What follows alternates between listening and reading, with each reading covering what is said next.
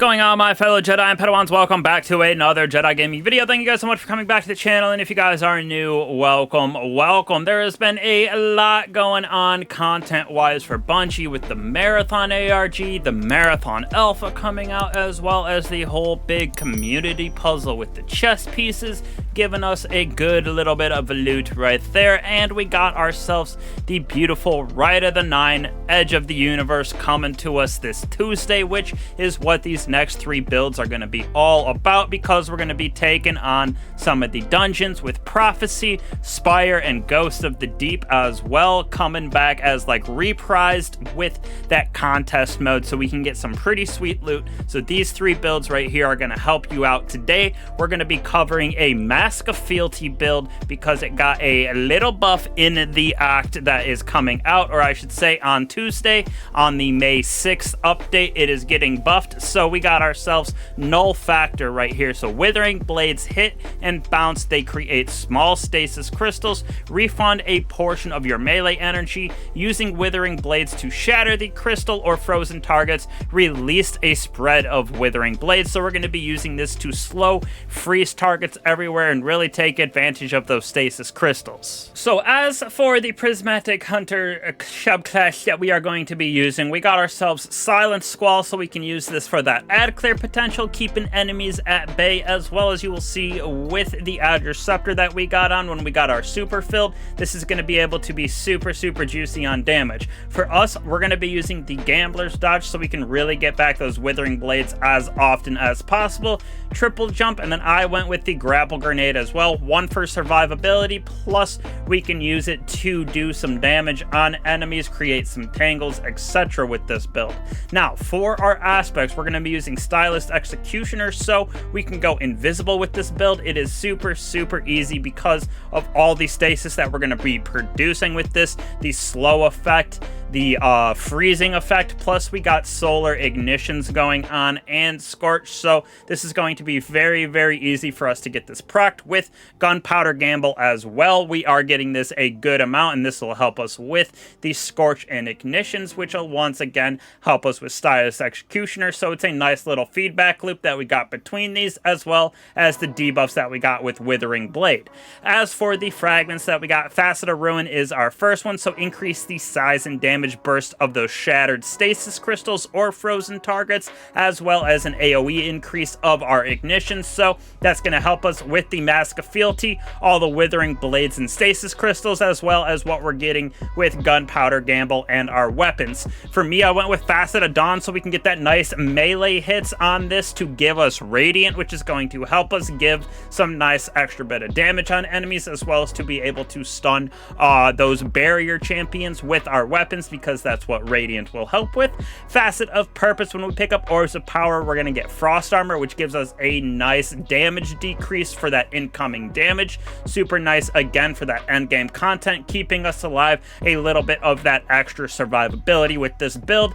Balance right here with the facet of it, we got ourselves defeating targets with light damage, going to give us our melee. Defeating targets with darkness, going to give us our grenade. So just allowing us to again have Withering Blade as much as possible with the grapple as well, once again for tangles. Plus in general, we're going to get Gunpowder Gamble a lot because of the amount of defeats that we're going to get with our Withering Blade and that slow and freeze that comes with that. Last but certainly not least, we got Facet of Devotion. So targets afflicted by stasis or strand give us that Transcendent bonus for our energy there with the light version. So we can also get Transcendent pretty quick, because the majority of the time our stasis, our darkness side, is going to be filled very quickly, but this is going to help us to get that light side, so we can proc Transcendent even more often than usual. As for weapons that we are going to be using with this, for me, I went with Adder Scepter 1 because it is very good with applying that stasis debuff to enemies, slow and freeze everywhere. So we're going to be able to stun both Unstoppable and Overload with this weapon because of those effects that they're going to get.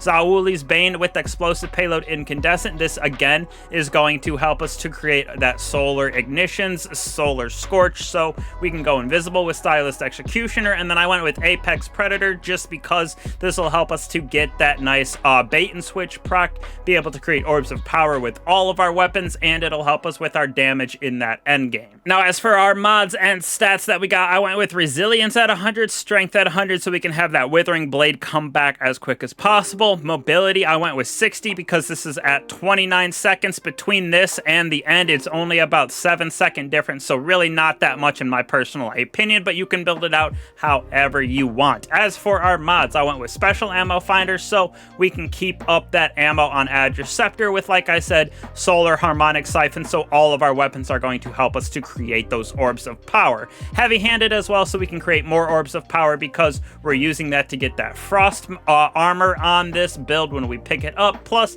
it'll help us to get our super bet quickly so we can use Adderceptor to its full potential. Momentum transfer with impact induction, basically just an internal feedback loop of getting our melee back and our grenade back when we do damage with each other. On our chest piece, as always, basically depending on the content you are going into, put on the resistances that are hitting the hardest. Most of the time there's a 25% increase of something, so the GMOs going through had a lot of void and solar, that's why I throw those on. But when you get in the dungeons, just look out for whatever you think is hitting the hardest, throw those on. Using those orbs of power that we are creating, Absolution, Restoration, Recuperation, we're going to get back some health when we pick them up, and then both these are going to give us back ability energy, so this will help us again to spam our Withering Blade, use that to its fullest potential, create those little shurikens coming off of it, create all the stasis crystals that we got, the slow and freeze effect as well that come with our Withering Blade and the Mask of Fealty. Then the last on our class item, we got Reaper, Powerful Attraction, as well as Special Ammo Finisher, another way that we can keep up the ammo with our Adderceptor. All the orbs of power when we dodge near them are going to come and attract right to us, so we can get everything procced right here, as well as with that frost armor, and then just another way for us to create even more potent and more orbs of power on this build, because after we dodge, those weapon defeats create orbs of power for us. Now, this build is really going to work even after the Tablet of Ruin is gone, but it's even better right now, specifically because of this line of mods, if you will. Beam Medic with Harsh Refraction is super good because of the stasis debuffs that Adderceptor has and produces itself. Trace rifles do more damage affected by debuffs that match their elements, so gonna absolutely juice the damage with Adderceptor. All those defeats are gonna give us a small amount of health when we get defeats as well. Then really over here, we're gonna be using our rocket for unstoppable, some overload as well with our trace rifle. We are gonna be creating some tangles because of that melee potential with grapple that we got going on, with perpetual destruction, rapidly defeating targets with that non-exotic rocket, refunds ammo, increases reload speed, so pretty good with the Apex Predator that we got on. Even more potential with special ammo right here, with gold from lead picking up heavy might grant us some special.